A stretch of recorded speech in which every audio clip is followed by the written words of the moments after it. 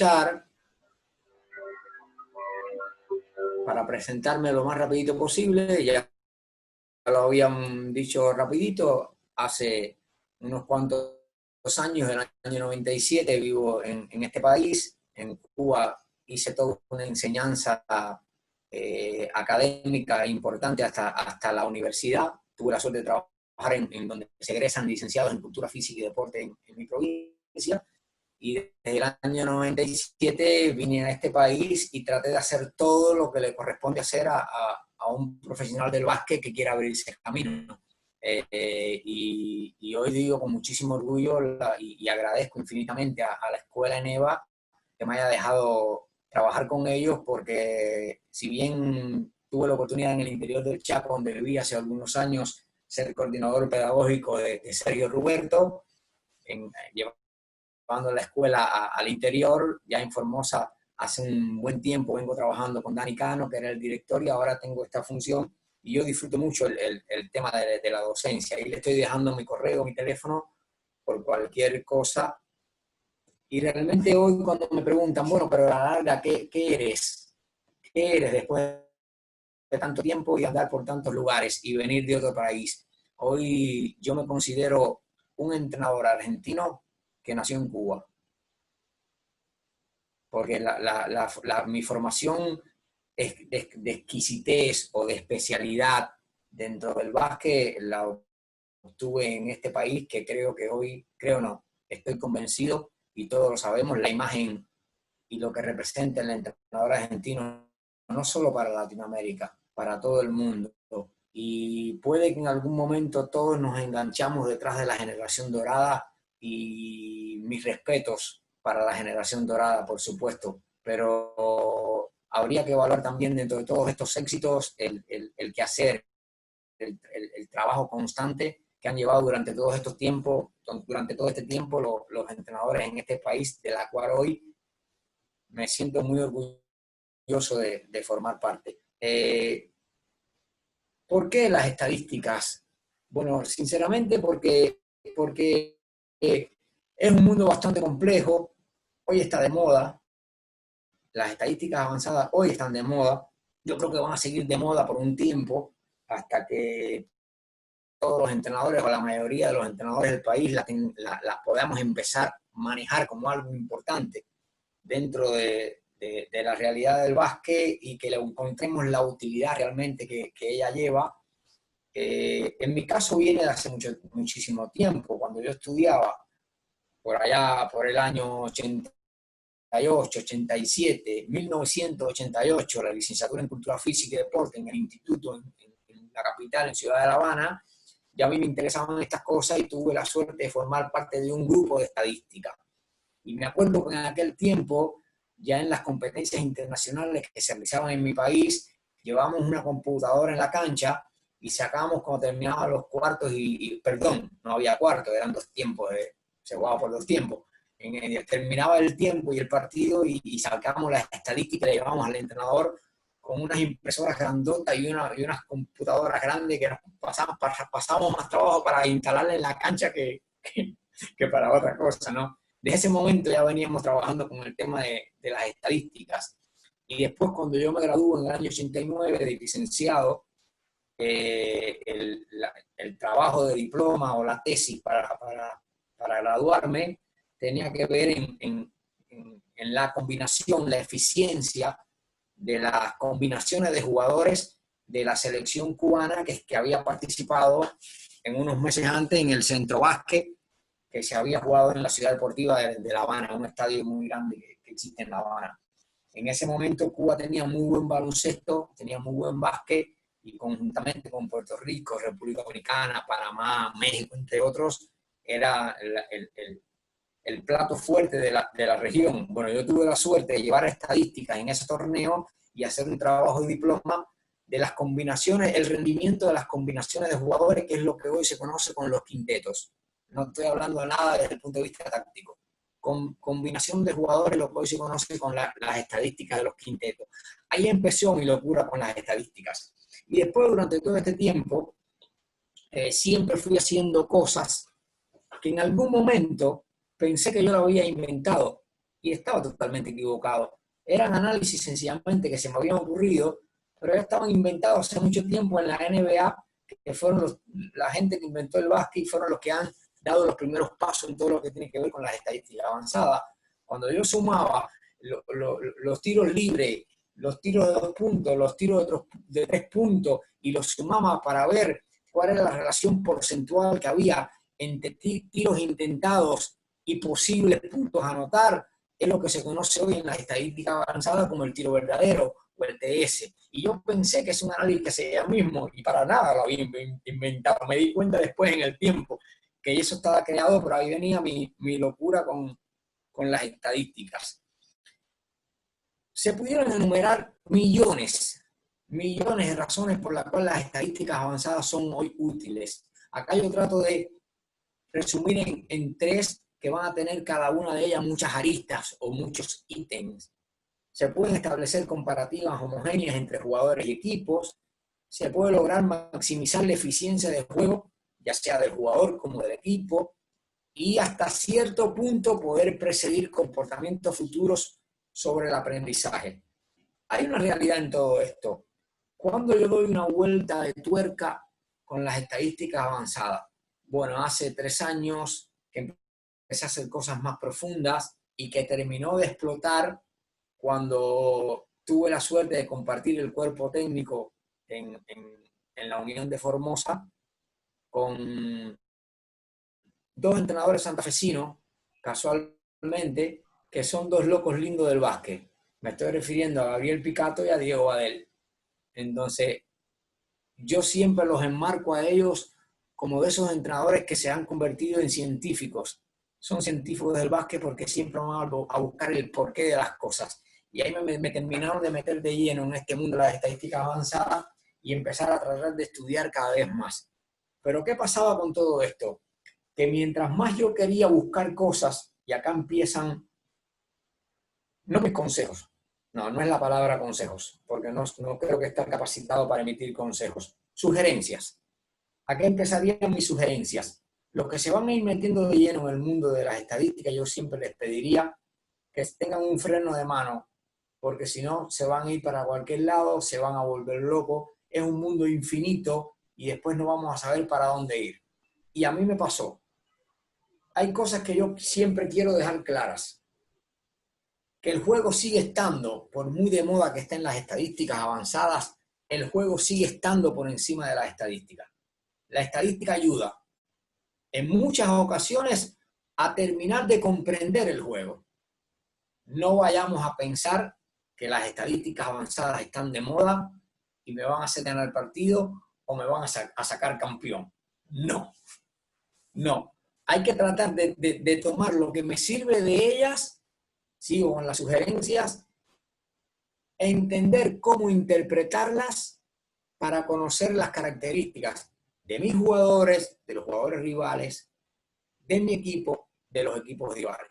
Por tal motivo yo veo como las avanzadas, para poner un concepto muy sencillo y claro, que puede ser una forma de medir lo que sucede a lo largo de un partido con unos parámetros completamente diferentes a los que se puede reflejar en el box score.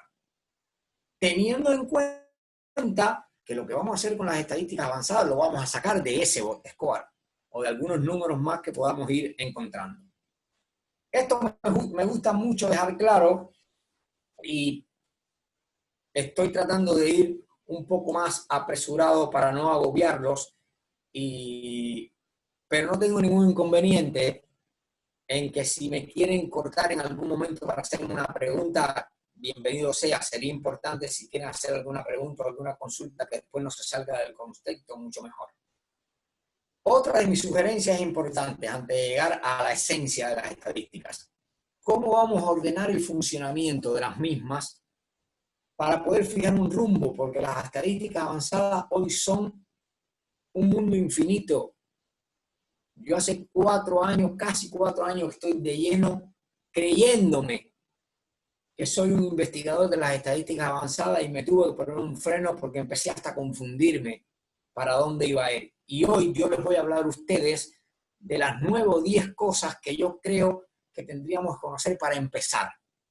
pero yo debo estar hoy, después de 4 años dentro de esto, debo estar con mucha suerte en el 30% de lo que tendría que saber para decir que conozco estadística avanzada. Acá estoy como un atrevido más, como somos muchos de los entrenadores de básquet, que nos atrevemos a decir lo que pensamos, y esta es como mi 5ª charla, tratando de demostrar que las estadísticas avanzadas son útiles, que lo más importante es saber interpretarlas y que podemos ponerlas de manifiesto en cualquier nivel del básquet, no importa dónde trabajemos. Punto de partida, búsqueda de información y datos. Este valor te lleva consigo o trae consigo mucho conocimiento sobre lo que estoy investigando y muchas horas de trabajo. Porque ¿cuántos tenemos acceso donde trabajamos en un Synergy, un STAP? Yo hago un recuento de esta liga inconclusa, que todavía no sabemos cómo va a terminar, que se están proyectando 8 equipos a venir a jugar a Corrientes, y que Corrientes está liberando algunas cosas, pero Resistencia está extremadamente complicado y hay que pasar por ahí. Entonces, ¿cómo van a ser los equipos que vienen de Buenos Aires? Bueno, todo un tema. Pero en esta liga que está por terminarse, solo había un equipo que pudo comprar el Synergy. Y en la temporada anterior, no, hace 2 temporadas atrás, la DC le compró el Synergy a los 20 equipos para que lo usaran. Algunos cuerpos técnicos lo usaron, otros no. Está perfecto. Pero después no pudo seguir pagando, y creo que hubo uno, y me voy a equivocar si hay alguno más, que intentó trabajar con esto. Entonces, ¿qué vamos a pensar los que estamos más abajo? O dirigimos una primera de nuestras federaciones o asociaciones, o sencillamente trabajamos en categorías de formación. Entonces vamos a tener que sacar mucho número y mucha cuenta y mucho tiempo dedicarle a esto. En este lado de esta gráfica, donde hablo de la búsqueda de información y datos, que requiere mucho trabajo, es importante para esa recolección de números unificar criterios. Lo ideal sería que los que nos queremos meter en las estadísticas avanzadas tratemos en el tiempo unificar criterios para llegar al momento de que el entrenador argentino tenga una línea pareja de trabajo en cuanto a las estadísticas avanzadas.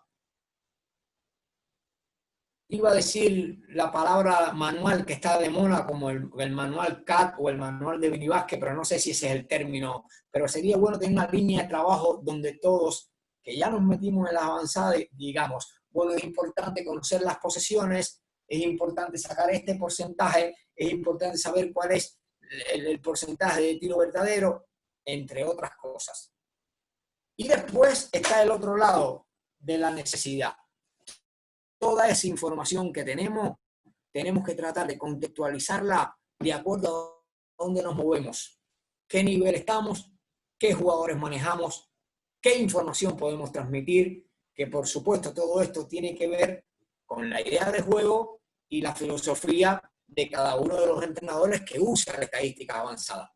Bueno, en este caso de la contextualización y de la idea de juego y de la filosofía, no es tan importante unificar criterios. Cada uno hará su propio análisis y dirá, a mí este valor me sirve, a mí este no me sirve. Hoy les traigo 9 o 10 propuestas de qué números tendríamos que tener. Capaz que ustedes, de lo que yo les digo, no entiendan ninguno, capaz que ya los conozcan, o capaz que de esos 10 les sean útiles 5 o 6. Pues por ahí empezamos y tomamos una decisión.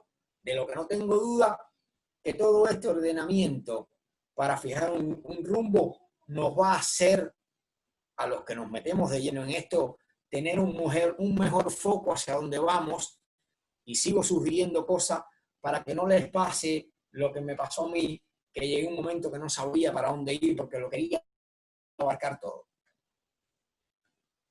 Acá empezamos con algunos de los términos que yo creo que son importantes. Yo diría que lo que empezamos a conocer las estadísticas avanzadas, tendríamos que comenzar con el término de las posesiones, porque en función de este valor vamos a conocer todo lo que viene después. Después les paso el power, Germán, sin ningún inconveniente, para que así no tengan que estar tomando nota, ni acordándose que este valor es esto, ni mucho menos. Vos me lo pasás y yo lo comparto después con los chicos, ¿sí? Perfecto. Ningún problema. Muchas gracias. Las posesiones son sencillamente la cantidad de veces que un equipo o un jugador tiene el balón en su poder e inicia o está trabajando en un ataque. Y podemos conocer este valor de posesiones mediante esta fórmula, que son siglas en inglés, debía haberse la puesta en castellano, pero se la voy a aclarar, es muy sencillo, a través de un BoxScore tradicional, esa planillita que nos emite después del partido la estadística, o la que llegan comúnmente los jugadores o los entrenadores en sus respectivos equipos, donde sumamos la FGA en los intentos de tiros de cancha, de 2 y de 3 puntos. Turnover, que son las pérdidas. FTA son los tiros libres intentados. Y el 0.44 es una constante que dice el creador de la fórmula, porque cuando vas a la línea de tiro libre tiene valor de 1 punto para no correr riesgo y confundir el análisis. Yo como comparo esta explicación del 0.44, como estudiamos alguna vez cuando íbamos al colegio en matemática, que nos decían que pi era 3,14 y todos se acordarán de qué estoy hablando. Bueno, imagino que el 0.44 es como pi al que creó esa constante. Lo ideal de la fórmula es primero, matemáticamente hablando, realizar lo que está dentro del paréntesis, los tiros libres intentados multiplicado por 0.44, después le sumamos los tiros de cancha, después le sumamos las pérdidas y eso te da el valor de posesiones.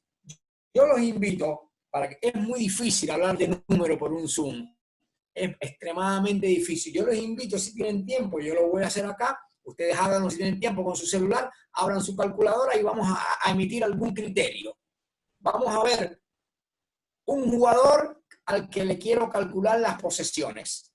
Bueno, este jugador en este partido tenía tiro libre en 6 oportunidades. Multiplico 6 por 0.44.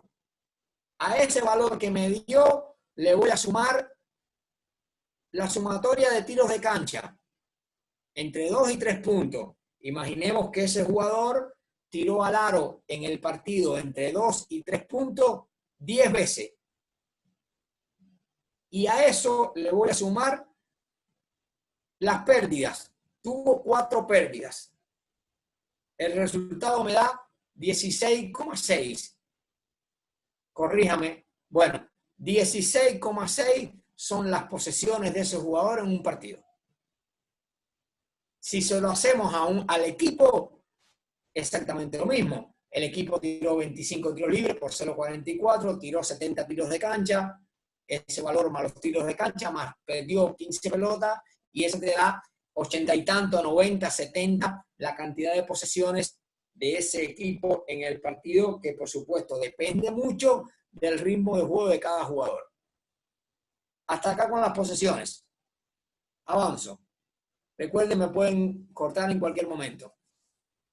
Otro de los valores que yo sugiero en esta primera parte y que puede ser utilizado en cualquier instancia, y después al final, cuando termine con estas 10 propuestas, les voy a poner ejemplos de cómo hacer estadísticas avanzadas desde la selección argentina hasta un equipo de liga y hasta un equipo de U13, y se las dejo picando para que se empiecen a asombrar y empiecen a pensar, ahora sí Raúl se volvió loco, estadísticas avanzadas en U13, ya les voy a explicar.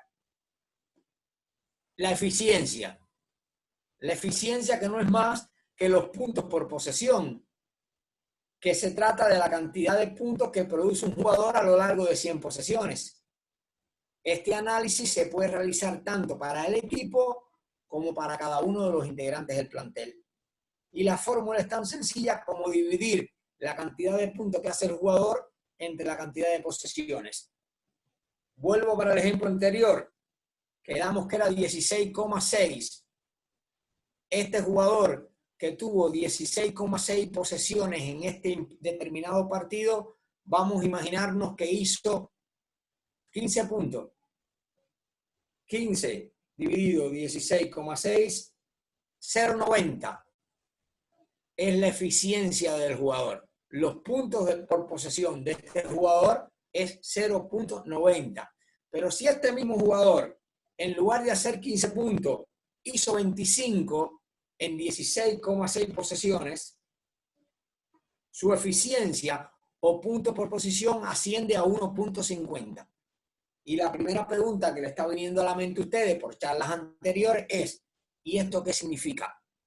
¿Es bueno? ¿Es malo? ¿Hasta dónde es bueno? ¿Hasta dónde es malo? Van a tener que sacar ustedes la misma evaluación individualmente cuando empiecen a trabajar. ¿De qué manera? Pues sencillamente teniendo en cuenta cuántos puntos puede hacer un jugador cuando tiene la pelota en la mano. Un tiro de 3 puntos. Como máximo 3 puntos. No estoy contando acá que le dieron un foul en acción de tiro, metió y fue a la línea. Ese es otro análisis, otra fase de juego, según explican los árbitros. Entonces, lo máximo que uno puede hacer cuando tira al aro es 3 puntos. Entonces, imaginen que un jugador tenga como eficiencia en un partido 1.50, es muy bueno. Ya cuando se empieza a acercar y pasa de 1, ya empieza a ser bueno. Lo mismo pasa con un equipo. ¿Cómo establecer normas y contra quién comparar? A mí me acuerdo que en este caso, Picato nos decía antes de empezar la temporada, ¿con quién nos vamos a comparar? Y hacíamos los números de las 3 temporadas anteriores para ver todas las estadísticas avanzadas del que había salido campeón en los años anteriores, que era muy fácil identificarlo, si hace no sé cuántos años que sí, sigue saliendo campeón San Lorenzo. Entonces hacíamos las estadísticas de San Lorenzo en las 3 temporadas anteriores. Después buscábamos todas las avanzadas del que había quedado a mediado de tabla, entre el 9 y el 10º. Y buscamos la estadística avanzada del del que había descendido o de los 2 equipos que habían discutido el descenso. Y ahí tenemos los 3 parámetros para medirnos dónde estamos en cada momento del partido. Lo mismo hacíamos con los jugadores. Si yo quería saber cuál era el rendimiento en cuanto a los tiros de 3 puntos, que después les voy a explicar cuál es el elemento que encierra los tiros de 3 puntos, ¿con quién comparábamos a Johnny Maldonado, que lo teníamos en nuestro equipo? Bueno, muchachos, vamos a ver quiénes fueron los mejores anotadores de años anteriores. Capaz que la norma era Pablo Quintero, o capaz que teníamos que ir a ver cuánto hacía Curry en la NBA, aunque nos parezca una locura. Entonces, en función de eso íbamos valorando comparativamente con los estándares ya creados para saber cuál valor podía ser o no significativo. Una vez que avanza la competencia, yo tengo varios números de mi equipo, de los rivales y de los jugadores, ya yo empiezo a comparar estos números con los diferentes jugadores. El tirador que tengo en mi equipo con los tiradores de los otros equipos, y así sucesivamente. Raúl, ¿te hago una consulta, puede ser? Sí, señor. ¿Cómo andás? Un placer escucharte. Bueno, Gracias, yo Andrés. tuve 2 realidades diferentes, una de asistente en el Federal con Atalaya. Para la recopilación de datos usábamos el Just Live Basketball, y después, bueno, en la Rosarina, en el tercer nivel, que es el que dirijo yo, lo que hacía era en una página de básquet donde cargaban la síntesis de los partidos, me armaba un Excel y calculaba los promedios de los puntos. ¿Por ahí nos podés recomendar algo o en ese nivel qué aplicación o software utilizan para la recopilación de datos? Mira, realmente cuando teníamos acceso a Synergy, en la última liga que tuve la suerte de trabajar, ahí venía todo. Porque vos apretas un botón en Synergy, incluso desde el punto de vista de la acción táctica, no solo el número del equipo, de los rivales y del jugador que te lo ofrece todo, sino si vos estabas jugando un pick and roll central y querías saber cuántos pick and roll central y contra qué tipos de defensa, o si realmente el tipo tenía la pelota y lo decía de él, o si pasaba, o si jugaba un handoff, es impresionante. Pero hasta dónde tener el acceso a esas cosas. Pero también nosotros llevamos en el banco directamente el Synergy virtual o en vivo, le llamaba Badel, porque tenía una planillita donde iban notando la efectividad de cada una de las acciones y qué pasaba con cada una de las acciones, y después le sacábamos toda la fórmula. De esta fórmula que yo te voy a ofrecer, hay 7 que se sacan automáticamente, incluso me acuerdo que terminaba el primer cuarto y antes que Picato llegaba a hablar con los jugadores en el paso para el segundo cuarto, me decía, ¿qué porcentaje de rebote ofensivo ya nos tomaron en este momento? Y en 5 segundos yo le digo, ya el rival nos tomó el 30% de rebote ofensivo, que no es lo mismo que te tomen el 30% de rebote ofensivo que vos les digas, me tomaron 4 rebotes. son valores diferentes a la hora de analizarlo porque tienen que ver de acuerdo a las posesiones. Es la que te diga. Me estoy yendo de tu respuesta, Andrés, discúlpame. Yo creo que la realidad pasa. Yo al final les voy a dar, no sé si lo tienen, un calculador. Les voy a mostrar un calculador donde yo puedas hacer la fórmula más rápido. Nosotros tenemos un grupo, y ya lo estoy invitando en este momento, nosotros tenemos un grupo de estadísticas avanzadas, les comentaba ya al inicio a Raúl y a los que se incorporaban al inicio, un grupo de estadística avanzada de algunos entrenadores que ya tienen experiencia en estadística avanzada, y todos los que quieran ser parte del grupo, para nosotros es bienvenido. ¿Y qué estamos haciendo? Por supuesto, me tocó a mí empezar a dar la primera charla, pero ¿qué estamos haciendo? Que cada uno de esos entrenadores que trabaja con estadísticas avanzadas viene una vez cada 10 días, cada 12 días, y explica al grupo qué es lo que está haciendo y cómo lo hace cada uno. Y algunos, como dijiste ya, han creado un Excel, han incorporado en el Excel las fórmulas, y lo único que tienen que hacer es pasar los datos del GoScore y automáticamente te tira todos los números. Y no están, como decía al principio, todo el tiempo sacando cuentas con los valores. Raúl, ¿cómo estás? Sí. Gustavo te Gracias. habla, ¿cómo andas? Hola, Gustavo. Raúl, una duda sobre el índice de eficiencia defensiva. Para trabajar individualmente en el jugador, ¿cómo lo hago para poder sacarlo? ¿O eso se aplica solamente al trabajo de equipo, sería? ¿A todo el conjunto? A todos, individual y jugadores. Ahora te lo explico. Todo individual y jugadores. De lo que yo le voy a mostrar, de las 10 ejemplos que yo les voy a mostrar de estadística avanzada, el único valor que es solamente utilizable para los jugadores y no para el equipo es el uso ofensivo. Y ya en su momento les voy a explicar qué es para no confundirlo. Todo lo que yo las 9 primeras opciones que les voy a mostrar es totalmente utilizable, lo mismo para el jugador que para el equipo, como le dije anteriormente con las posesiones. En este caso de la eficiencia y de los puntos por posesión, es tan sencillo como tomar la cantidad de puntos que hizo el jugador y dividirlo por las posesiones. Y esto, para que no se confunda, que les dije, el índice de eficiencia ofensiva y defensiva es exactamente lo mismo. Toda vez que cuando vos tienes un equipo, esto es bueno aclararlo, cuando vos tienes un equipo que tiene una eficiencia de 1.13 en un partido, el rival en la defensa permitió lo que anotó el otro y viceversa.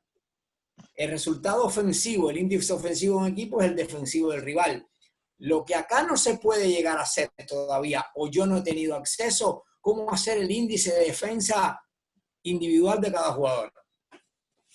Porque ¿cuántos estadísticos necesitáramos? Bueno, Synergy te lo hace, porque ellos te revisan partido a partido y van analizando cada una de las jugadas en las que está involucrado el jugador. Nosotros manualmente, en una cancha, en un banquillo o en cualquier liga profesional de este país, donde realmente somos muy pocos los que trabajamos en un equipo, porque lo ideal sería que hubieran 3 o 4 asistentes asistiendo, y valga la redundancia, el entrenador principal y transmitiéndole números. Y hoy no lo podemos hacer. Entonces, reitero a tu pregunta, Gustavo, salvo el uso ofensivo, que después lo voy a explicar, todo lo que yo les diga ahora puede ser usado tanto para los jugadores como para el equipo. Gracias, Raúl. ¿Continúo? Bien. El ritmo es un valor que nosotros usamos para poder después evaluar las pérdidas, los recuperos y las asistencias, preferiblemente. Y lo que hacemos en esto que le llamamos el ritmo es algo tan sencillo como tomar la cantidad de posesiones y restarle los rebotes ofensivos, para no correr el riesgo que ese rebote, que puede ser otra fase de juego, se ha tomado en cuenta doblemente. Este valor del ritmo lo vamos a usar después, y ahora se lo voy a explicar, para calcular el porcentaje de pérdidas. Lo que está escrito son términos que no los inventé. Traté de ir a buscar la explicación correcta en las bibliografías que fui encontrando. Por eso se plantea que no es lo mismo perder 10 pelotas en un juego en las que hubo 80 posesiones que perder 10 pelotas en un juego que hubo 100 posesiones. El porcentaje de pérdidas es totalmente diferente. La fórmula es tan sencilla como dividir las pérdidas por el ritmo de juego. Recuerden que el ritmo de juego no es otra cosa que las posesiones menos los rebotes ofensivos multiplicado por 100 y te da el porcentaje de pérdida de ese equipo. Para que no sigamos metiendo el rol y que el análisis se quede en el aire, porque históricamente los entrenadores venimos diciendo que agarramos la planilla del box score en la mano y nos dicen, estos números fríos no me dicen nada. Entonces, una de las razones de la estadística avanzada es ser más real y que tratar por todos los medios, no solo de que el número me diga algo, que nosotros como entrenadores seamos capaces de interpretar qué me quiere decir el número, investigando y corroborando, pero no solo con el número, con el conocimiento que tengo de mi equipo, con el conocimiento que tengo de mis jugadores, de los jugadores rivales, con el conocimiento que tengo de la filosofía de juego del entrenador rival, con lo que vi en los videos, con el scouting que hice. Les pongo un ejemplo claro, que a mí me gustaba mucho. Haber trabajado con Picato, con Badel, me dio la posibilidad de analizar y evaluar muchas cosas. Porque tenían dos formas, a pesar de que trabajaban juntos y se conocen al detalle, tenían dos formas de analizar esto, referente a la estadística avanzada y al juego propiamente dicho. Picato va primero al número y después lo corrobora con la imagen. Badel hace exactamente lo contrario. Va primero a la imagen y lo que le resulta significativo lo va a corroborar con el número. Y ahora yo pregunto, ¿cuál es lo ideal? No sé, me parece que las dos están bien. Llegará el momento, miremos primero una cosa que nos llame la atención y después lo corroboraremos con el número, pero vuelvo a caer en lo que les dije al inicio. No esperemos que las estadísticas avanzadas nos van a sacar campeón. Es totalmente imposible. Lo mismo pasa con los recuperos, con los robos. El promedio de recuperos en un juego, el número o el promedio no termina siendo un buen parámetro. Mi equipo, ¿cómo defiende? Recupera 10 pelotas por partido, pero no sabes en cuántas posesiones. Entonces, por eso es importante tener en cuenta también el porcentaje de recupero para no seguir diciendo, mi equipo recupera 10 pelotas por partido. No, mi equipo recupera el 25% de las pelotas del rival. Porque en esta fórmula, a diferencia de las pérdidas, donde evaluamos las pérdidas de mi equipo con mi ritmo de juego, cuando vamos a hablar de los recuperos o de los robos, tenemos que analizar los recuperos de mi equipo con el ritmo del rival.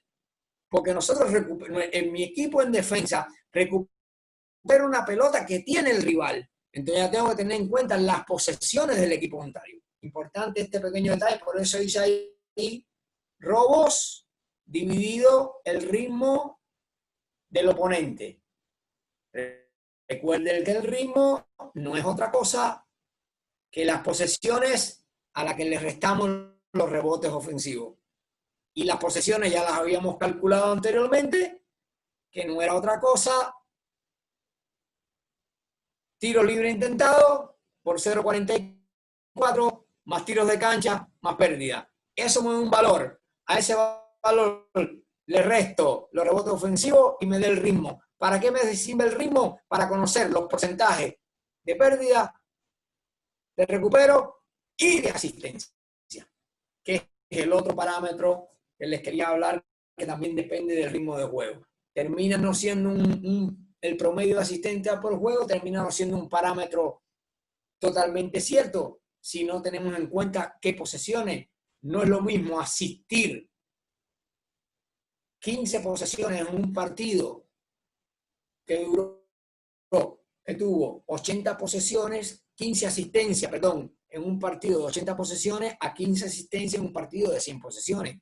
Hay uno en que mi porcentaje es superior y en el otro es inferior. Los rebotes. Muy polémico el tema de los rebotes. Por eso les digo lo siguiente. Dicen los que saben de estadísticas avanzadas, y no soy yo uno de ellos, que los rebotes totales del equipo son de poco valor. Porque tomar un rebote defensivo requiere habilidades totalmente diferentes a las de tomar uno ofensivo.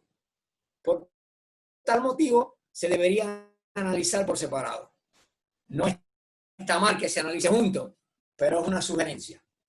Tomar en cuenta el número absoluto de los rebotes conseguidos o el promedio de rebotes por partido nos puede llevar a hacer un análisis errado, ya que los rebotes disponibles dependen de la efectividad. Si todas las pelotas que van al cesto entraran, no había rebotes disponibles. Claro, no todas las pelotas entran, de ahí la efectividad de las diferentes distancias. Y a la pelota no entrar, hay un rebote disponible. Entonces tiene mucho que ver también de los tiros. A veces nos equivocamos cuando decimos este análisis. Qué bueno mi equipo. 10 rebotes ofensivos de promedio. Y a veces yo les digo, muy bien, pero te pusiste a pensar de que tu equipo es ineficiente ofensivamente. Porque si agarraste 10 rebotes ofensivos, ¿cuántos jugó en disputa? Y no fue solo 10. ¿Cuántos jugó en disputa? Bien, cuando calculas la fórmula que dice rebotes ofensivos es la sumatoria de tus rebotes ofensivos a los rebotes defensivos del oponente, a ese valor lo divides a tus rebotes ofensivos y lo multiplicas por 100, te dice que el promedio de rebote ofensivo de mi equipo es 35%. ¿Qué significa? Que el 35% de los rebotes disponibles ofensivos los pudiste tomar. Entonces no es lo mismo tener acceso, poder tomar el 35% de los rebotes ofensivos disponibles, haber agarrado 5 o 6 rebotes ofensivos. Teniendo en cuenta, una vez más, lo que te decía anteriormente, cuando no la metemos, hay rebote disponible. Cuando la metemos, no existe. Directamente sacan de abajo el aro y sigue el juego. En el caso del rebote defensivo es la misma fórmula, cambiando el término. Rebotes defensivos del equipo dividido la sumatoria de los rebotes defensivos más los rebotes ofensivos del oponente. Cuando ustedes vean esto más tranquilo y los traten de llevar a la práctica, capaz que van a entender en mayor medida lo que yo les estoy diciendo, porque ya les advertí que no es tan fácil pararse en un Zoom, mirarle la cara a un loco y escucharlo hablar, decirle que un número es importante. Los lanzamientos. Profe. Señor. ¿Cómo te va? Un gusto, Marcelo. Marcelo, ¿cómo estás? Muy bien, gracias a Dios.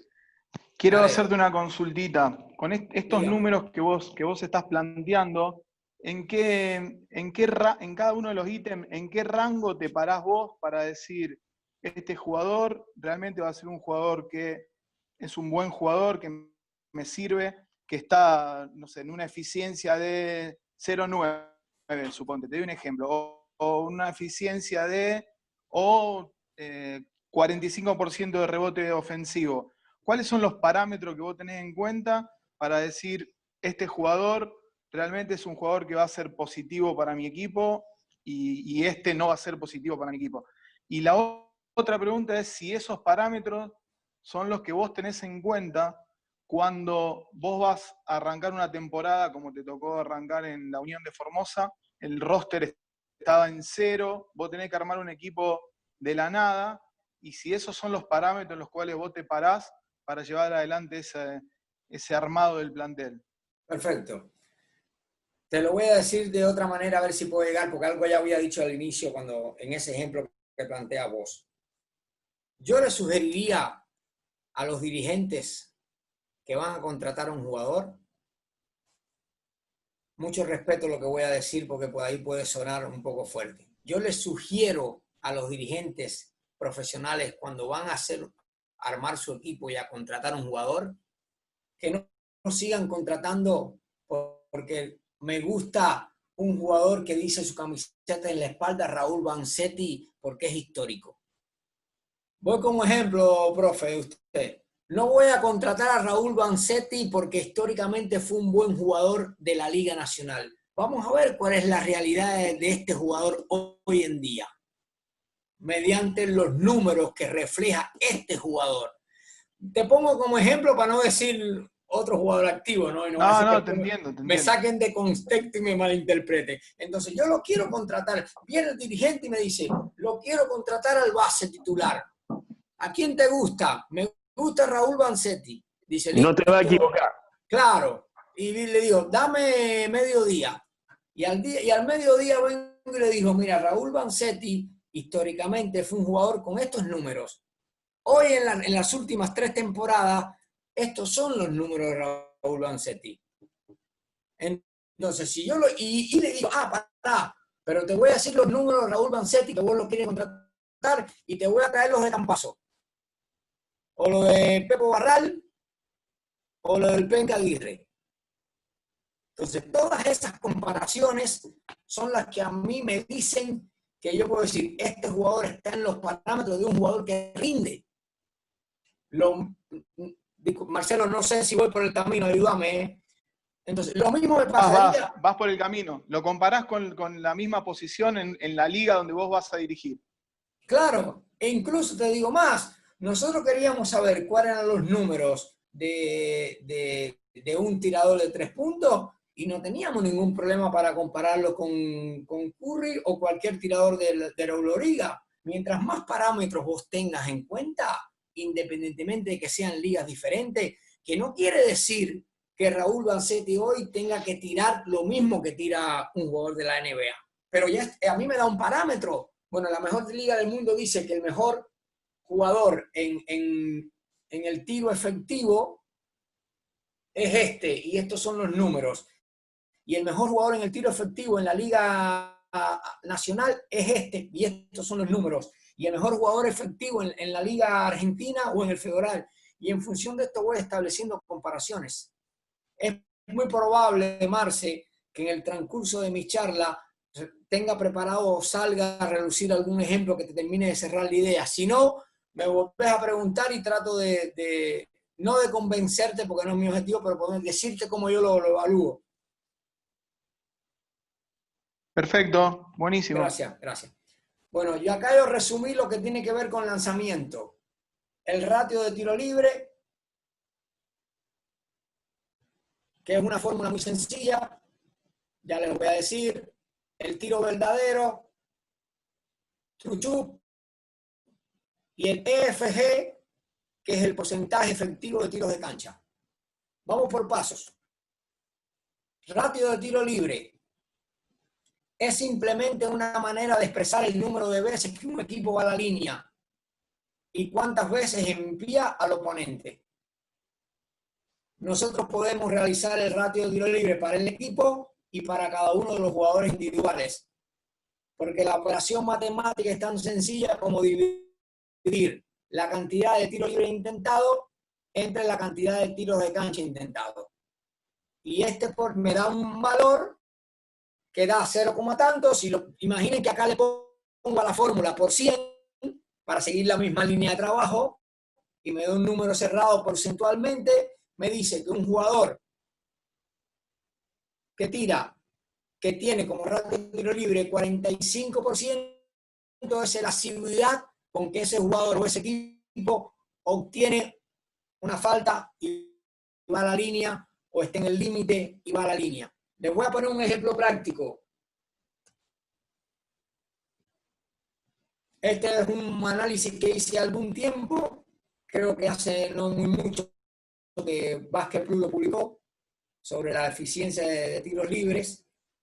Ahí están los 10 jugadores de esta liga que aún no ha terminado, que mejor ratio de tiro libre presentan en la temporada, siendo Galizzi el de más alto ratio de tiro libre con el 76,4, y ahí hacia abajo una lista donde llama la atención que Galizzi, Batista, Ismael Romero, Tintorelli, Divi Toma, Drew Martin, Kevin Hernández, todos internos, todos jugadores que normalmente en la táctica o en el andamiaje de tu equipo juegan cerca del sexto. Y Machuca, Zurbriggen y Alex Elsener, los únicos que juegan de frente al aro, por llamarlo de alguna manera. Entiendan el término, sabemos que hoy todos van de frente al aro.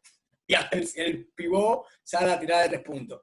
Pero su función normalmente es más cerca del sexto. Estos valores me llevan a mí a evaluar la relación entre tiros libre intentado, tiro de cancha intentado, me da el ratio de tiro libre y a un costado el porcentaje de tiros libres, el que comúnmente sacamos del box squad normal. El ejemplo que les quiero poner es este. Jugador muy conocido, Martín Leiva. Todos sabemos la realidad de Martín Leiva con la línea de tiro libre. Incluso hasta fue histórico que en momentos clave preferíamos cortarlo a Martín para que fuera a la línea y no que hiciera un canasto cerca del sexto. Martín Leiva históricamente fue un jugador de ratio de tiro libre muy alto. Claro, iba mucho a la línea, pero efectividad muy baja.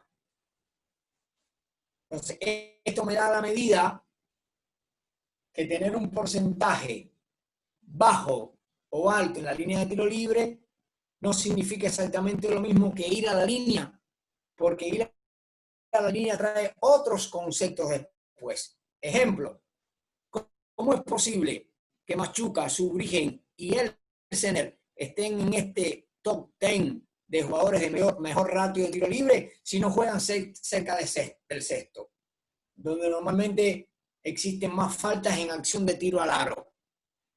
Es muy difícil ver, o no es muy común, ver faltas en acción de tiro al aro al jugador que tira de 3 puntos. Existen, pero no tanto. Entonces sucede con estos jugadores que juegan de frente al aro, que tienen algún tipo de talento, alguna habilidad, que no lo puedes defender en 1 contra 1, que no te sirven las ayudas, entonces vienen faltas sucesivas. Y después tener en cuenta el otro fenómeno del límite de falta por cuarto, que después de la cuarta falta del equipo te cortan un foul común que no sea en acción de tiro al aro y también vas a la línea. Entonces, por esto es significativo este valor donde el ratio de tiro libre, que lo realizamos tanto para el equipo o para los jugadores individualmente, analiza con qué asiduidad un equipo o un jugador obtiene tiro libre. True shooting o lanzamiento real era lo que yo al inicio le dije que yo pensé que lo hacía yo hace muchos años cuando agarraba los 3 valores y los sumaba. Este rubro toma en cuenta los dobles, los triples y los tiros libres para dar una idea general de cómo tira el jugador. Su objetivo es calcular la mayor precisión en el tiro de un jugador más que en el porcentaje. Entonces, más de decir el porcentaje de tiro libre de este jugador determinado es 80% de la línea de tiro libre, es 25 de 3 puntos y 50 de 2, yo además de eso también tengo el tiro verdadero que me dice o me engloba las 3 distancias juntas. ¿Tomamos este y no evaluamos aquel por separado? No, hay que seguir haciéndolo también, pero es un valor más que te indica. Y el porcentaje de tiro efectivo, el porcentaje efectivo de tiros de cancha, y se los trato de leer textualmente, y si ustedes quieren me siguen, esta estadística ajusta los goles de campo, dando un valor extra de 1 punto más a los tripleros. al tirador de 3 puntos. Este porcentaje o esto corrige el porcentaje común, que un porcentaje común, cuando analizamos el porcentaje de 2 y el porcentaje de 3, de manera separada, subestima los tiradores externos, que por supuesto el tirador de 3 puntos erra más que los internos que estiran cerca del cesto. Por eso esto le da un valor más al tirador de 3 puntos. La fórmula, por supuesto, relaciona los tiros totales anotados, los triples anotados, los tiros totales intentados de 2 y de 3 puntos. Este era un valor en el que ahora me acuerdo de la pregunta de Marcelo, donde nosotros teníamos en cuenta quiénes van a tirar de 3 puntos en mi equipo. Porque no tiran, no van a, aunque después todos crean que pueden tirar de 3 puntos, y el famoso estoy solo, y después la famosa respuesta del entrenador, no hijo, no estás solo, te dejan solo. Entonces, ¿quién va a tirar de 3 puntos en mi equipo? Eso lo tengo que identificar, porque hoy los sistemas tácticos están creados para que Paolo Quintero salga de bloqueos. No Raúl Vanzetti. Ahora te voy a tirar para el piso. Hasta el momento te puse muy buen tirador, ahora te voy a poner en el lado contrario. Yo tengo un equipo, a Vanzetti y a Paolo Quintero, y mi sistema táctico de sucesiva, de doble stack o lo que fuera, no es para Vanzetti, es para Paolo Quintero. Entonces, Paolo Quintero va a tirar. Bueno, yo voy a analizar ese rendimiento de Paolo Quintero, ese valor que me traje del EEFG, que ya es una fórmula muy larga y muy complicada, y es de las que les decía que no se podía hacer tan rápido, y ahora les voy a dar una forma de hacerlo más rápido, o más útil. Voy a analizar el rendimiento de Paolo histórico en las últimas temporadas y lo voy a comparar con otros tiradores para poder saber dónde está hoy Paolo Quintero ubicado o mi jugador ubicado. Y la última propuesta, que es el USAT o el uso ofensivo. Miren la fórmula abajo y no se asusten, que es una locura. Por eso les voy a proponer después el cálculo. Imagínense que esa... A ver, se me vira Picato y me dice, decime cuántas posesiones llevamos a este cuarto. Ah, no hay problema, y se las digo. Si agarrar la planilla y decir, ¿cuántos tiros libres intentados hice? Lo multiplico por solo 44, le sumo los tiros de 2, le sumo los tiros de 3, le sumo las pérdidas, y aquí está el valor. Este cuarto, el equipo lleva 18 posesiones y falta 1 minuto por jugar. No es difícil esa. Pero imagina que se me viene el entrenador y me diga, ¿me decís el uso ofensivo de Raúl Vanzetti?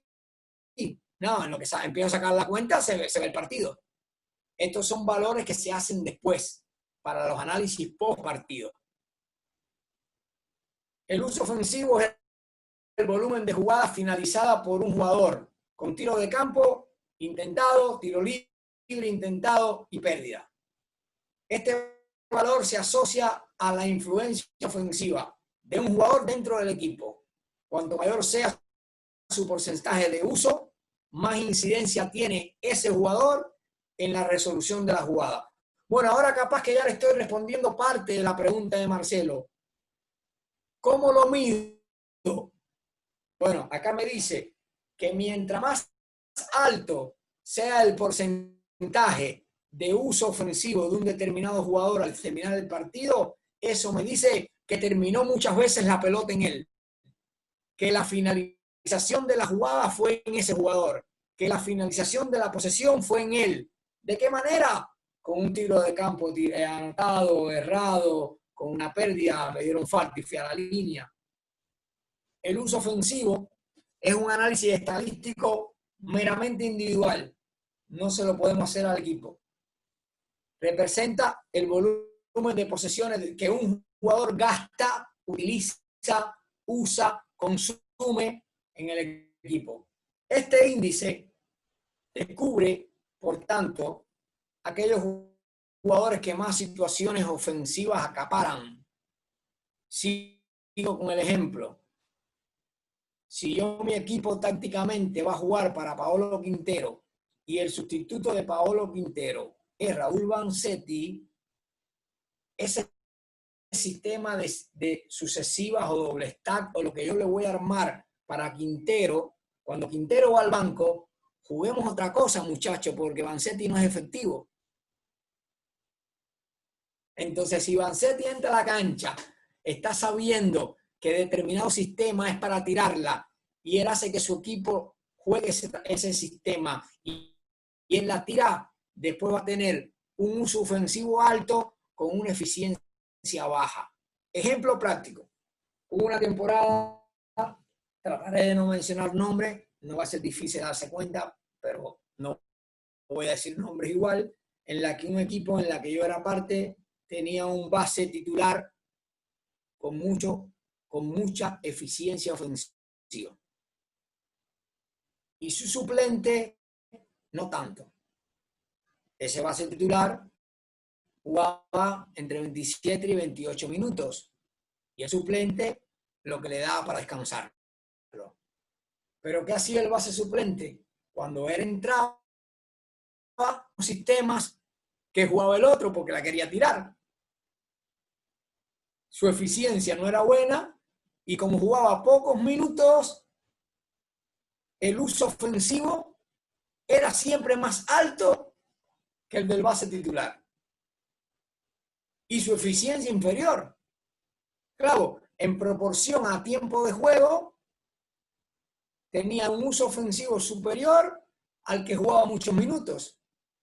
Y hubo que sentarse con este jugador y explicarle, mira la situación que estamos teniendo. Bueno, para bien de todos, hubo varios partidos en que este chico entendió lo que se le quería decir y empezó a tomar menos decisiones, a tratar de pedir otra cosa cuando él armaba el juego, cuando él generaba juego, que la pelota no terminara en tirarla a él, porque ese sistema que él quería pedir no era para él, es para el base que estaba sentado en el banco, descansando.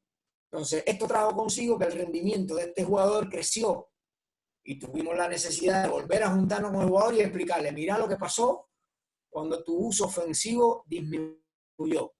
Fuiste más eficiente porque estás tomando los tiros que te corresponden y estás jugando para el equipo en función de la necesidad del equipo.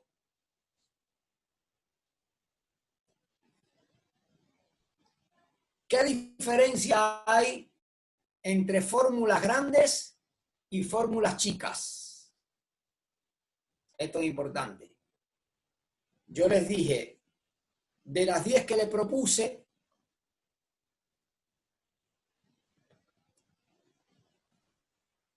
hay 7 que la podemos hacer al instante, porque hoy pareciera que es difícil, pero se lo van a aprender de memoria los que quieran investigar. Posesiones, puntos por posesión, el ritmo, el porcentaje de pérdidas, el porcentaje de recuperos, el porcentaje de asistencia, los porcentajes de rebotes ofensivos y defensivos, incluso el ratio de tiro libre. Ya cuando vamos al TS, tiro verdadero, porcentaje efectivo de tiros de cancha, miren la fórmula, y el uso ofensivo, ya es complicado hacerlo con 10 segundos en el banco. Entonces, para eso yo le voy a pasar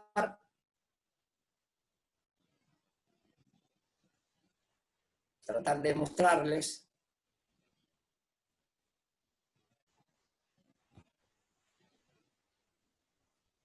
¿se ve? Ayúdenme.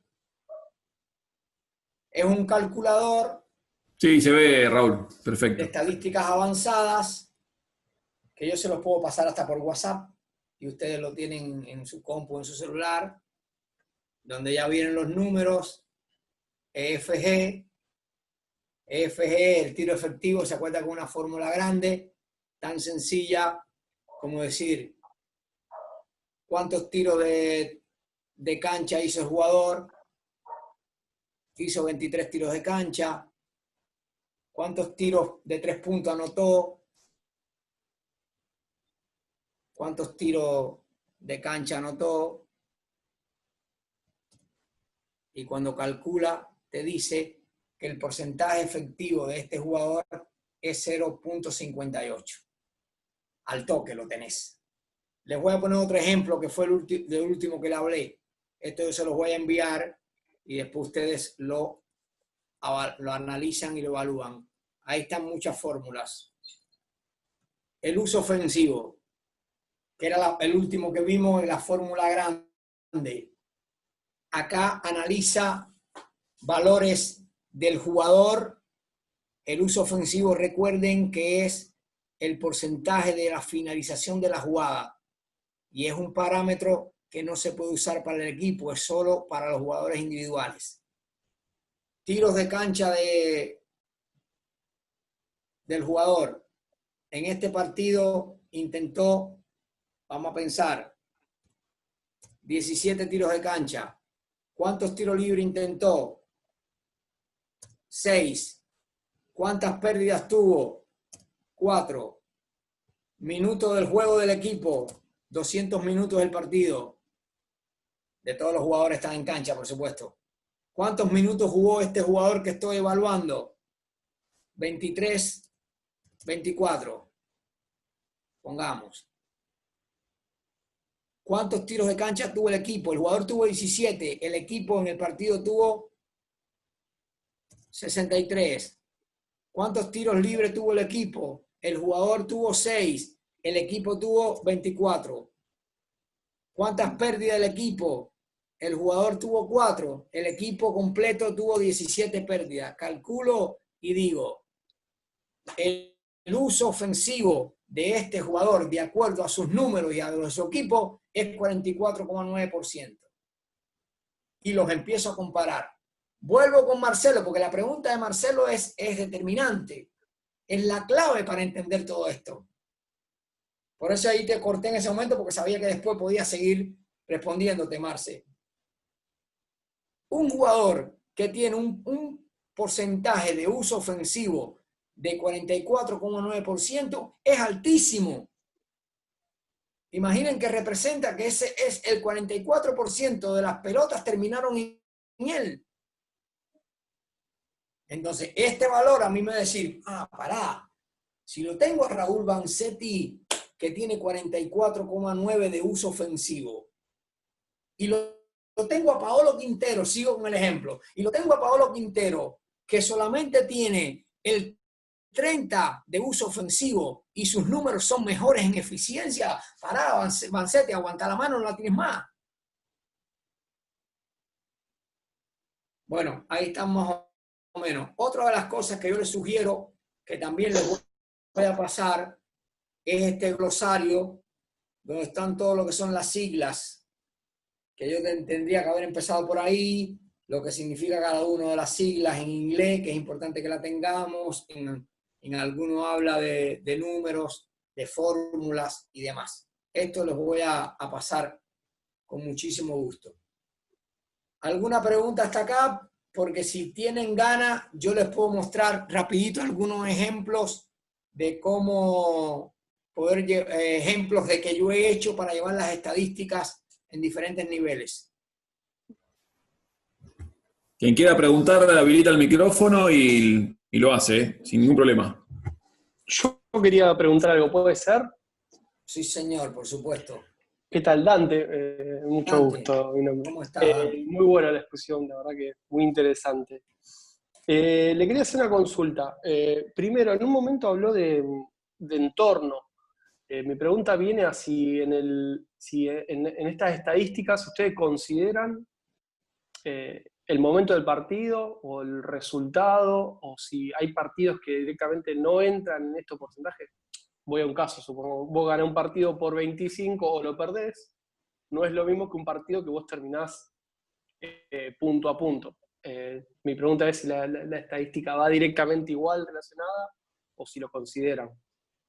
Todo va de la mano y todos se consideran. Es muy probable, Dante, que si te muestro ahora algunos de los ejemplos pueden poder responder tus preguntas, porque realmente los ejemplos que busqué, como hice con Marce, están basadas generalmente cuáles son las dudas que surgen del auditorio. Bueno. Y lo que me está diciendo es genial, porque son las mismas preguntas que me hice yo cuando empecé con todo esto. Te voy a tratar de pasar los ejemplos a ver si te puedo explicar, y si no lo logro, me parás y me decís de vuelta, ¿te parece? Bueno, y te hago otra pregunta. Sí, dígame. Y en los partidos, porque también, o sea, como dijiste una vez, que los entrenadores cuando pasan los números dicen, che, esto no me sirve o esto no lo entiendo. Muchas veces se dice cuando juegas un partido importante, gana el equipo que mayor rebote agarra, más porcentaje en la línea tiene y menos pérdidas.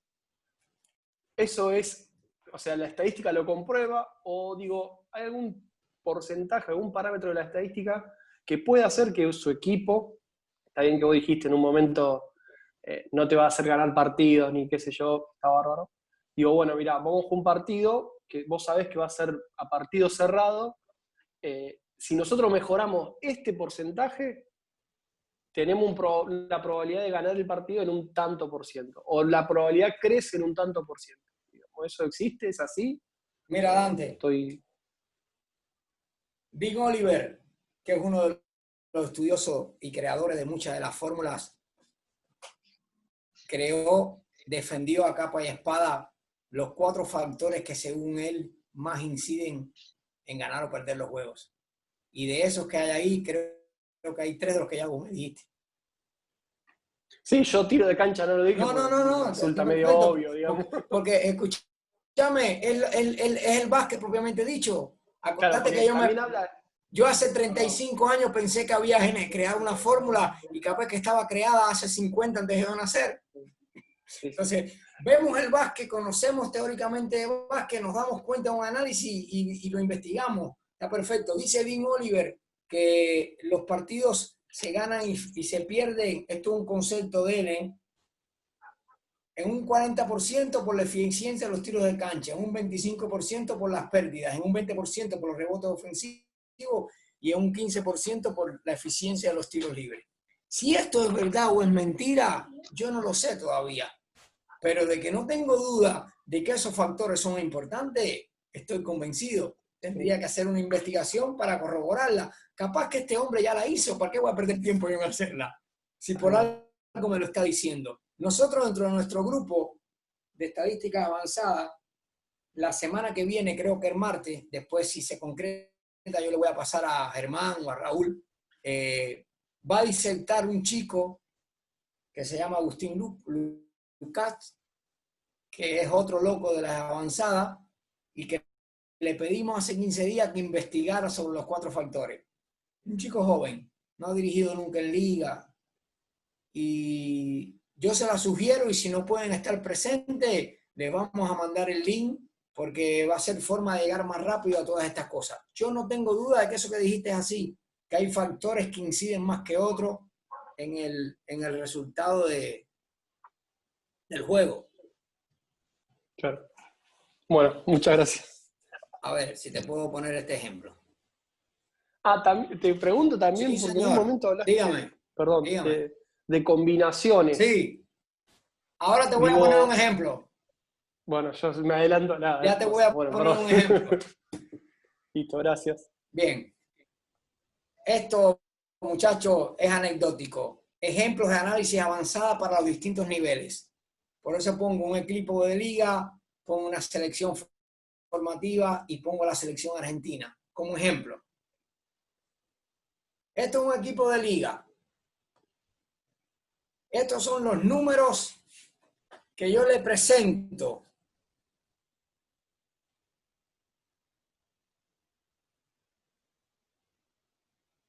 al entrenador, siempre comparativos, mi número con el del rival, cuando de números colectivos se trata, y los números del jugador individual, para que el entrenador, que ya conoce lo que significa el valor, pueda medir, porque ya tiene un parámetro, ya sabe cuándo es bueno, cuándo es malo, ya sabe que ese valor de cada uno de esos jugadores lo puedo comparar con el mejor de la liga en ese rubro, incluso con el mismo, entre otras cosas. Esto es algo que durante mucho tiempo, yo no digo que ustedes no lo hagan, durante mucho tiempo yo no le di importancia, y es lo que aparece en lo último de abajo de la planilla que te da la mesa de control, la planilla de juego, que te dice cuántos puntos hace tu equipo desde el banco, en ataque rápido, tras las pérdidas, puntos en zona pintada y en segunda oportunidad. Ya ese es el primer análisis que nosotros tendríamos que empezar a valorar, y no es más que avanzadas también, porque no lo usamos cotidianamente. Si yo tengo un partido que me dice que terminó mi partido y Gimnasia ganó el juego o ganó San Martín, y yo voy a ver los valores donde me dice que Gimnasia hizo 13 puntos de ataque rápido y San Martín hizo 4, ya yo empiezo a analizar. Pero después si dice que San Martín ganó el partido 85, acá está, Gimnasia ganó el partido 89-76, yo voy a ver qué incidencia tuvo ese resultado en cada uno de estos valores y empiezo a evaluar dónde estuvo la victoria o dónde estuvo la derrota. Siempre digo esto con mucho respeto y cuando tengo confianza. Acá ustedes me están escuchando y lo voy a decir igual. No importa cómo caiga, pero es muy sencillo. Terminan los partidos históricamente. Nunca dormimos. Estamos hasta las 4 de la mañana dando vuelta en la cama, acordándonos lo que pasó, dónde nos equivocamos, qué jugador rindió más, qué jugador rindió menos. Y si perdemos, nos reventamos la existencia pensando qué nos pasó. Cuando ganamos, el análisis es totalmente diferente. Vamos caminando por una línea muy fina, los entrenadores en un partido, donde de un lado está la victoria, como una cuerda floja, y del otro lado está la derrota. Cuando ganamos todo es alegría y festejo, cuando perdemos todo es tristeza y preocupación. Y yo les digo, ¿por qué no empezar a evaluar cuáles fueron los factores que me llevaron a la victoria? Con toda la fuerza que hacemos en buscar por qué perdemos el juego. Estoy convencido que cuando los entrenadores busquemos las razones por las que ganamos, nos vamos a acercar más a la excelencia. O por lo menos tener un camino para dónde guiar nuestra práctica del próximo día.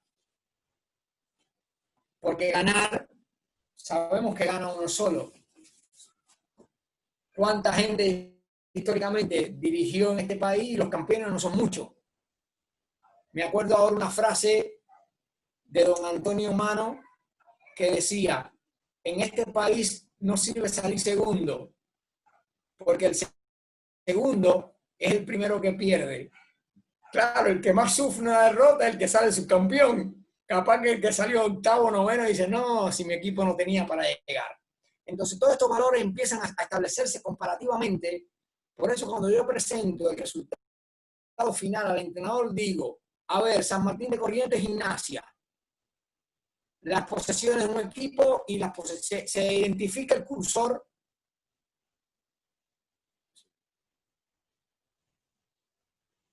¿Se identifica mi cursor? Sí, sí, Raúl, sí. Perfecto. Acá están los valores que vimos hasta ahora. Posesiones de un equipo y del otro. Ritmo de juego de un equipo y del otro. Recuerden ritmo de juego, recordando la fórmula, es posesiones menos rebote ofensivo. Los puntos de cada equipo al finalizar el partido, acá están. Ganó Gimnasia 89-76. Mira la eficiencia. Puntos por posesión. De Gimnasia 1.05. De San Martín 0.88. Evidentemente más eficiente. Ya, por eso gané. Si fui más efectivo. Perfecto. EFG. Acá sigue. 0.54, 0.48. Es el tiro efectivo que le da un valor adicional al tiro de 3 puntos. Ahí está la comparación. El próximo. Perdón. TS. Lo van viendo. TS. 0.52. El equipo que perdió. 0.61 el equipo que ganó. Rebotes ofensivos. Gimnasia y San Martín tuvieron porcentajes de rebotes ofensivos muy parecidos. el que perdió 27,5, el que ganó 29,6. Lo mismo le pasa con los porcentajes de rebotes defensivos, fueron muy parecidos uno del otro. Las asistencias a simple vista, estos son porcentajes, no valores numéricos individuales. Asistencia, Gimnasia 18,3, San Martín 12. No quiere decir que San Martín tuvo 12 asistencias y Gimnasia 18. Eso significa que el 18,3% de las posesiones de Gimnasia pasó la pelota a gol y le anotaron como una asistencia. Y San Martín, el 12% de sus posesiones se convirtieron en asistencia. En pérdida otro tanto. Bueno, a ver, decime, ¿qué pasó acá? ¿Que Gimnasia se pasó más la pelota? Sí, su porcentaje es un 6% superior, que un 6% en estadística avanzada es un valor determinante. Bueno, y acá puede haber una razón por la cual Gimnasia ganó el partido. Se pasó más la pelota. Vamos a las pérdidas. El porcentaje de pérdida de San Martín, 17,3, el de Gimnasia, 10,4. El 17,3% de las posesiones de San Martín la perdió sin tirar al aro.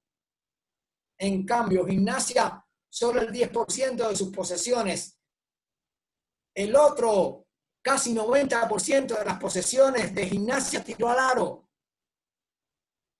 Y eso trajo consigo que su eficiencia será de 1,5. ¿Me van siguiendo cómo puedo ir comparando? Lo mismo pasa con los recuperos. El tiro libre es muy parecido. Esto es un ejemplo de un partido. Entonces, evaluar estos valores me puede decir dónde gané, dónde perdí. Independientemente de que después nos vayamos a casa diciendo que sabemos todos los entrenadores que es totalmente mentiroso, que la última pelota la metió Paolo Quintero porque la tiró un tiro de 3 puntos y por eso gané. O me vaya a casa sufriendo, culpándolo a Vanzetti de que pedí minutos, le di la última pelota a Vanzetti y le erró debajo del aro. No perdí ahí en esa última pelota, podía haber ganado y son dos cosas diferentes. Vamos a los números a ver por qué gané y perdí. Sigo con vos, Raúl, como de conejillo de India, pero bueno, me está sirviendo. Porque estoy hablando cosas buenas de Vanzetti, pero no quiero poner ejemplos de otros jugadores, hermano. No hay problema, siga tranquilo. Bueno, acá abajo van a ver el roster de San Martín de Corrientes. Los jugadores en ese partido. El tiro el promedio, el tiempo que jugó, los puntos que hizo, las posesiones que tuvo. Ejemplo, Sebastián Acevedo en 21 minutos y 42 segundos anotó 11 puntos en 7,8 posesiones. Eso le trajo consigo una eficiencia de 1,41. Genial. Una eficiencia muy buena en 1,41. Pero fíjense que ese mismo jugador tuvo 0,79 de tiro verdadero, 0,75 de tiro efectivo y solamente tuvo un 17% de uso ofensivo, que es la terminación de la jugada. Quiere decir que casi todas las pelotas que ese jugador tuvo en su mano produjo y fue efectivo. Miren otro jugador que tiene un alto uso ofensivo. Fíjense, identifiquen a Sansotera. Vayan al USG de Sansotera y compárenlo con el de Acevedo. 29. La finalización de la jugada de Sansotera en 18 minutos. 17. La finalización de la jugada de Acevedo en casi 22 minutos de juego. Quiere decir que la terminación de la jugada de Sansotera fue superior, muy superior, y jugó mucho menos que el jugador anterior, que Acevedo. Y esos números, llévenlo a la eficiencia. 1,41 Acevedo, 0,94 Sansotera, puntos por posesión. Estoy estableciendo comparaciones. Le pongo el mismo ejemplo del ratio de tiro libre. Fíjense el ratio de tiro libre de Acevedo siendo un jugador interno. Solo 0,33 su asiduidad a la línea.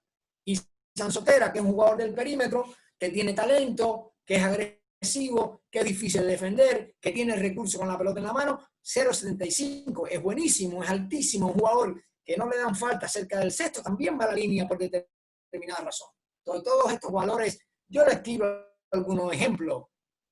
Cuando ustedes trabajen en esos equipos, seguro que se van a dar cuenta de muchísimas cosas más. Algo de acá avanzó. No los quiero cansar.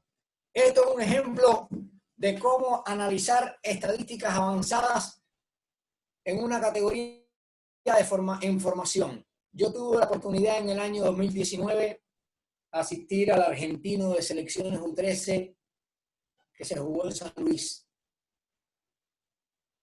No fui el entrenador, fui acompañando a la delegación. Y como estaba con mucho tiempo libre, desde el primer momento empecé a notar diferencias porque he tenido la suerte de ir a muchos campeonatos argentinos en los últimos 6, 7 años, de diferentes categorías. Justo esta categoría, la U13, venía o iba a celebrar en el 2019 el segundo año consecutivo que se jugaba con el cambio de reglas para esa categoría. ¿A qué me estoy refiriendo? No pick and roll, no handoff, no trap, todos esos cambios de reglas que hubo para esta categoría. Y desde el primer día de competencia, cuando vi los 6, 7 partidos, no me acuerdo cuánto eran al día, me puse a pensar y comenté con algunos de los entrenadores de que a mí me parecía que con el cambio de regla en U13, la eficiencia ofensiva de estos chicos estaba aumentando, era mejor, era superior. Pero lo tenía que demostrar, era solo una apreciación, era una intuición, y me di a la tarea de agarrar todos los números cuando iba al torneo, cuando terminó el torneo, agarrar los 20 equipos, ver el promedio de puntos que es esta tabla que está acá, que hacían cada uno de los partidos. Algunos jugaban 6 partidos, otros 5. Santa Fe jugó 5 partidos, ya que estamos en el caso, y hizo 94,5 puntos de promedio, que parece un equipo mayor, pero tenía individualidades muy importantes. Ustedes conocen mejor a esos chicos que yo, por supuesto. Después busqué y le hice los valores de posesiones y de eficiencia, puntos por posesión a cada uno de los equipos que participaron en el torneo. El equipo que mejor puntos por posesión tuvo en el torneo fue Chaco, que tenía 1,12 y jugaba 77 posesiones en sus 5 partidos como promedio. Voy al caso que por ahí más les interesa. Santa Fe, un equipo que jugaba posesiones muy altas, que no es ni bien ni mal, es la filosofía del entrenador o las características del jugador que tenemos. Santa Fe jugaba para 109 posesiones y tenía 0,86 puntos, tuvo 0,86 en el torneo. En este otro información, para no cometer el error de analizar a los equipos más fuertes junto con los equipos más débiles, porque sabemos que hay una diferencia sustancial entre Córdoba, Buenos Aires, FEBAM, Entre Ríos, Santa Fe, por mencionar algunos, y Catamarca, La Rioja, San Juan, Formosa, Chubut, Jujuy, son equipos de desarrollo, son provincias de desarrollo basquetbolístico diferente, y no iba a ser justo elaborar promedios para decir que las 20 provincias juntos tenían una eficiencia de 0,78. Era injusto cuando nosotros sabíamos que Chaco, Córdoba, Buenos Aires, FEBAM, Entre Ríos tenían muy buena eficiencia, en cambio había otras con eficiencias muy pequeñas. ¿Qué hice para demostrar esto?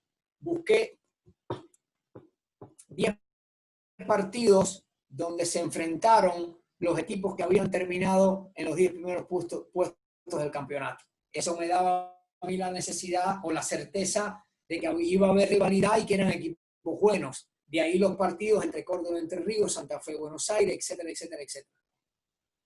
Y vimos que si el promedio de puntos de los 20 equipos era 73,4 de promedio en el torneo, el promedio de puntos de los equipos que habían quedado en las primeras 10 posiciones era de 89,3. Crecía ostensiblemente. Pero le digo algo más, que fue una de las conclusiones a mi hipótesis, que mi hipótesis era que el cambio de regla en U13 aumentaba la eficiencia ofensiva de los chicos de esa categoría. Este 73,4 que ven acá como promedio, acá abajo en la primera tabla de la izquierda, este 73,4 puntos anotados como promedio entre los 20 equipos, subió en un 16,5 del último año que se jugó con la regla anterior. Ostensible el resultado. Cuando fui metiéndome en los equipos que quedaban en los primeros puestos, noté la otra diferencia. Si el promedio de puntos por posesión de los 20 equipos era 0,78, cuando analizaba los equipos de primer nivel, el promedio de puntos, la eficiencia de Chaco, Córdoba, Buenos Aires, Febamba, Entre Ríos, Corrientes, Santa Fe y Mendoza, que quedaron enumerados en las primeras posiciones, fue de 0,96. Elevó ostensiblemente. Y estos valores fueron muy superiores a los de esos mismos equipos en los campeonatos argentinos de años anteriores. Muchachos, por supuesto que tuvo en cuenta que son equipos diferentes, jugadores diferentes y camadas diferentes, pero en algo nos tenemos que basar para hacer análisis. Entonces, esto es una forma de que las estadísticas avanzadas también nos sirven para nuestras categorías de información. No cometamos el error de querer ir a decir a un chico de 13 y 15 años, vení acá, tu porcentaje de tiro, ¿verdad? No, porque no va a entender nada. Si los jugadores profesionales de liga, la mayoría tampoco quiere que le hables de número. Una porque no los entiende, otra porque no tienen costumbre, y la tercera y más significativa es porque están sabiendo que cuando le hablamos de números los estamos descaretando, les estamos dejando al desnudo, diciéndoles realmente cuál fue su rendimiento. Entonces, si a los mayores profesionales los tenemos que manejar de manera tal que esa información numérica que le damos sea la que surte un buen efecto, a los más chicos no le hablemos de esto, porque los vamos a volver locos. Raúl, yo te quería preguntar, recién estábamos hablando de los jugadores, ahí apuntaba a eso. En la experiencia que has tenido, por lo que dijiste recién, fueron pocos los jugadores que realmente se interesan sobre esto. Sabemos que el entrenador lo necesita como una herramienta para perfeccionar y buscar la excelencia, como dijiste. Pero el jugador, ¿no se interesa en lo más mínimo o tenés algún porcentaje que se interesa en llevar esos números y poder trabajar en consecuencia? Porque estos números también le dan una función y le dan un rol que a veces nos cuesta tanto a los entrenadores darle a un jugador y convencerlo, como hablaste vos recién del base suplente y del base titular. ¿Cómo trabajan eso en tu experiencia? ¿Cómo han trabajado eso? Primero, si se interesan, y segundo, ¿cómo lleva a la práctica, una vez con los números, la comunicación el entrenador para hacerle ver que esta estadística lo puede hacer mejor jugador y que puede ser mucho más productivo en el equipo? Yo tengo una mezcla de la vieja guardia con la nueva guardia de entrenadores. Antes la palabra del entrenador era palabra santa, hoy tenemos que convencer de por qué decimos las cosas, y cuando vos llevas de la mano el conocimiento, el convencimiento del jugador llega más rápido, porque si no queda expuesto. Que vos tengas en tu equipo algunos jugadores que sí les interesa saber el número de las estadísticas avanzadas, y eso va de la mano al que se va a ir quedando en el camino, y llegará el momento que el número te va a llevar a esto. Hoy el desarrollo del baloncesto moderno nos está llevando a que esto es cientificidad.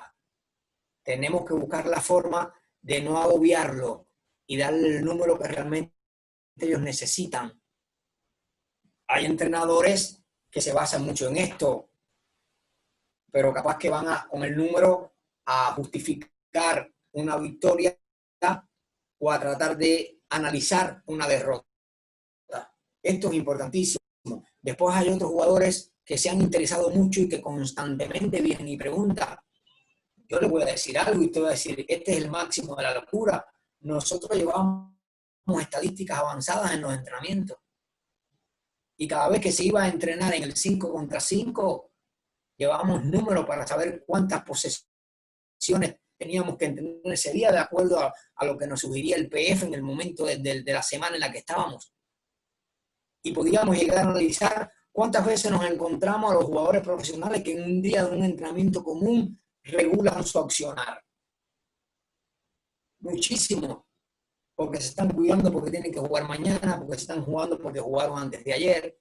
Entonces, capaz que la terminación de la jugada de cada uno de los jugadores en el entrenamiento te daba una idea de saber si ese jugador se estaba regulando o no, de acuerdo a cómo vos sabés que es él. Y así infinidad de ejemplos. Llevamos eficiencia en los entrenamientos, en los tiros, y normalmente una vez a la semana le mandamos los resultados a los jugadores. Algunos lo leerán y otros no.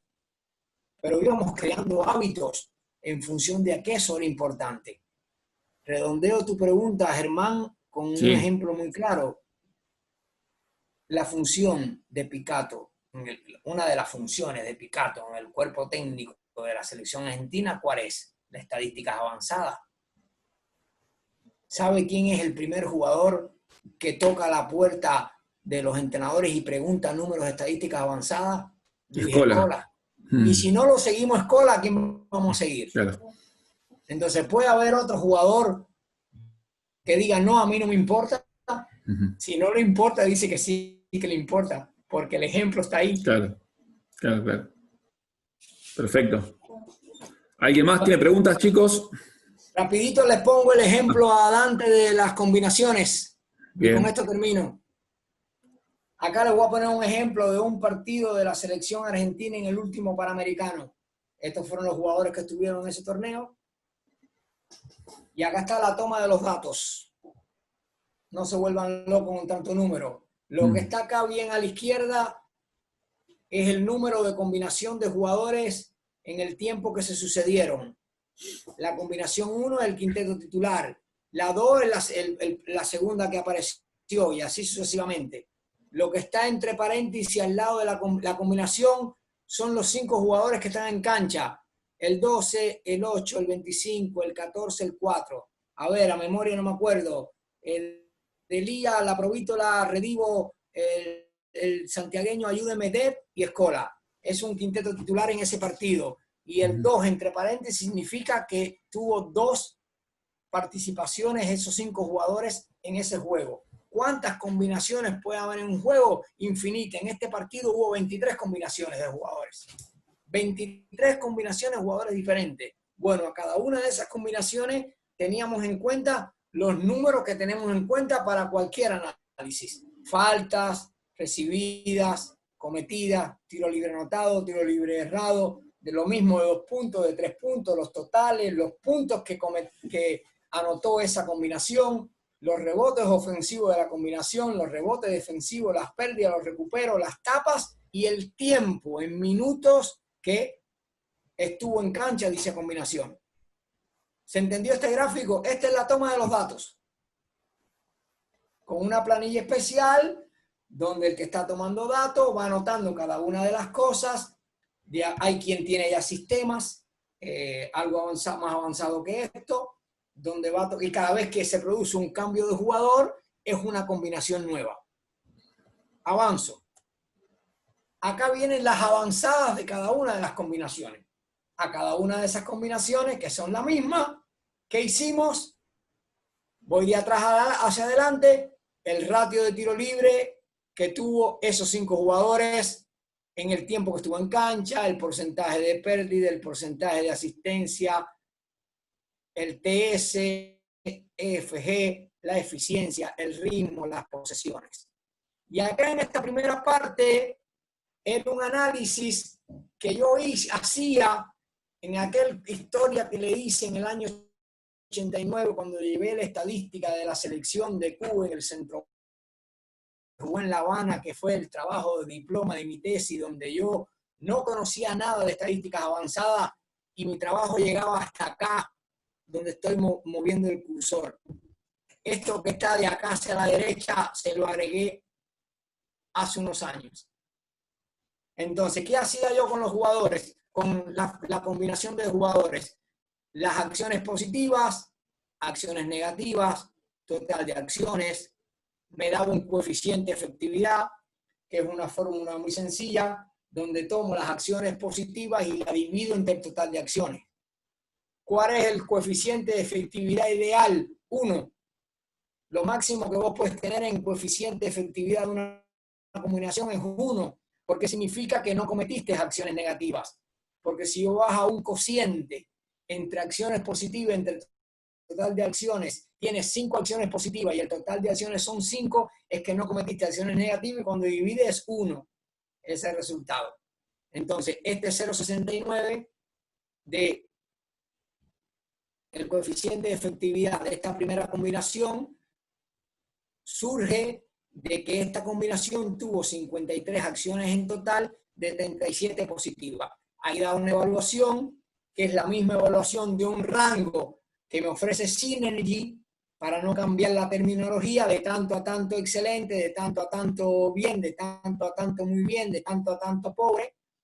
Y este otro valor que está acá, que es el rendimiento efectivo de la combinación, yo lo valoro teniendo en cuenta un rendimiento efectivo de las acciones positivas y un rendimiento efectivo de las acciones negativas para establecer un más menos, que es una diferencia. ¿Cómo sale ese rendimiento efectivo? Analizando la cantidad de acciones y valorándolas con el tiempo que estuvo en cancha esa combinación. Es muy largo, muy difícil, pero esto para que tengan una idea de lo que me preguntaba Dante, de que también hacíamos análisis de las combinaciones de jugadores. Y esto ya lo habíamos visto anteriormente, teniendo en cuenta lo que me preguntaban también de los 4 factores.